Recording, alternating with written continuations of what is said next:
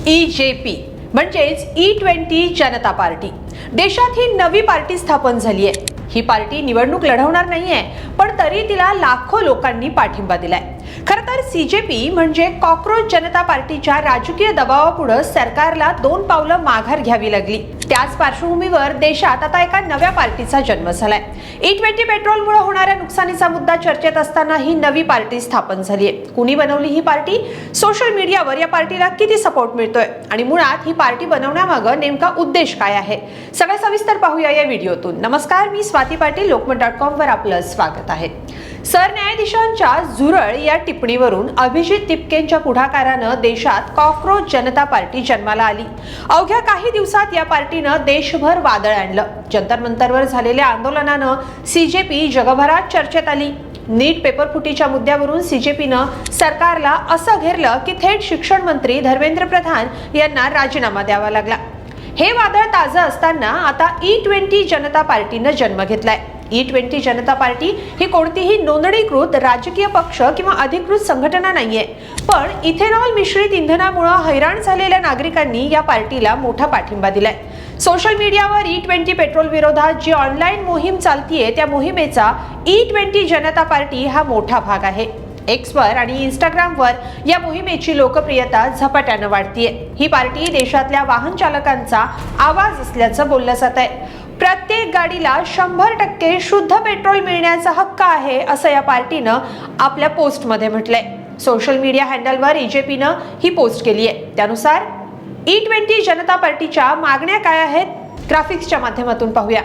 E20 जनता पार्टीची सर्वात मोठी मागणी म्हणजे देशातील प्रत्येक पेट्रोल पंपावर E20 पेट्रोल सोबत 100% शुद्ध पेट्रोलही उपलब्ध करून द्यावं। त्यांची सबसिडी, मोफत इंधन किंवा इथेनॉल मिश्रित पेट्रोल बंद करण्याची मागणी नाहीये, पण ग्राहकांना त्यांच्या गरजेनुसार पेट्रोल निवडण्याचा अधिकार मिळावा, असं EJPचं म्हणणं आहे।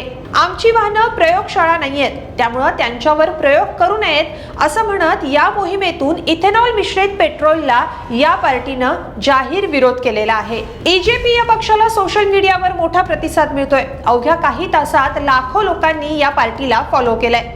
सोशल मीडिया, मीम्स आणि व्यंगाच्या माध्यमातून लोकांचा पाठिंबा या पक्षाला मिळताना दिसून येतोय। या अभियानामागच्या लोकांचं म्हणणं आहे की केंद्र सरकार E20 म्हणजे 20% इथेनॉल मिश्रित पेट्रोलला प्रोत्साहन देत असेल तर त्याला आमची हरकत नाहीये, मात्र ग्राहकांना 100% शुद्ध म्हणजे इथेनॉल फ्री पेट्रोल खरेदी करण्याचाही पर्याय पेट्रोल पंपांवर उपलब्ध असावा। कोणतं इंधन वापरायचं याचा निर्णय ग्राहकांनी स्वतः घ्यावा, अशी EJPची भूमिका आहे। E20 जनता पार्टी ही कोणतीही राजकीय पार्टी नाहीये, त्यामुळे या पार्टीनं सोशल मीडिया हँडलवर काही गोष्टींचा खुलासा केलाय। त्यानुसार हे एक स्वतंत्र नागरिक अभियान आहे।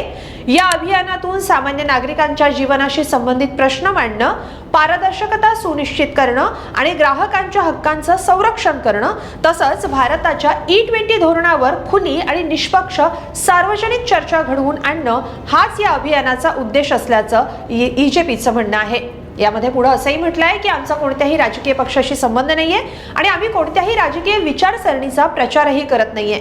आम्ही फक्त नागरिकांच्या हक्काच्या बाजूने उभे आहोत। या अभियानामागं कोण आहे किंवा ते कुठून चालवलं जात आहे याविषयीच्या अफवांपेक्षा मूळ प्रश्नांवर चर्चा होणं अधिक महत्त्वाचं आहे, असं या पार्टीचं म्हणणं आहे। तसंच धोरणांमध्ये पारदर्शकता, जबाबदारी आणि ग्राहकांच्या मतांना योग्य महत्त्व मिळावं, अशी ही EJPची मागणी आहे। त्यामुळे ही पार्टी कुणी सुरू केली आहे त्याचे तपशील अजूनही समोर आलेले नाहीयेत, पण EJPला एक्सवर हजारो लोकांनी फॉलो केलाय, तर इंस्टाग्रामवर लाखो लोकांनी पार्टीच्या अभियानाला पाठिंबा दिलाय। दरम्यान E20 जनता पार्टीची तुलना सोशल मीडियावर कॉकरोच जनता पार्टी म्हणजे CJP सोबत केली जाते। सोशल मीडियाच्या जमान्यात ऑनलाईन चळवळ लाखो लोकांपर्यंत पोहोचवण्याचा उत्तम पर्याय मानली जाते। हलक्या फुलक्या भाषेत मोठ्या प्रश्नांवर चर्चा आणि जनजागृती करण्याचा या माध्यमातून प्रयत्न होतो। 2026 मध्ये मे महिन्यात कॉकरोच जनता पार्टी सुरू झाली आणि अवघ्या 2च महिन्यात या पार्टीच्या नेतृत्वात जन आंदोलन उभं राहिलं।